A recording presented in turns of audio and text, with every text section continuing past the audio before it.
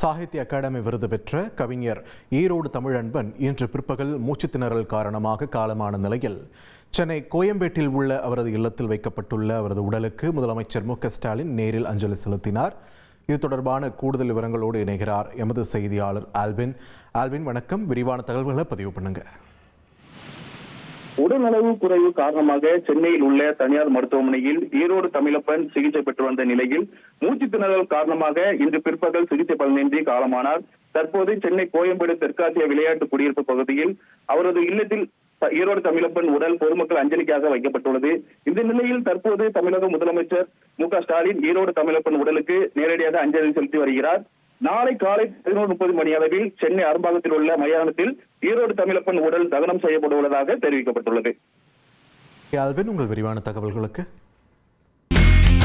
இனி செல்லும் இடமெல்லாம் செய்தி.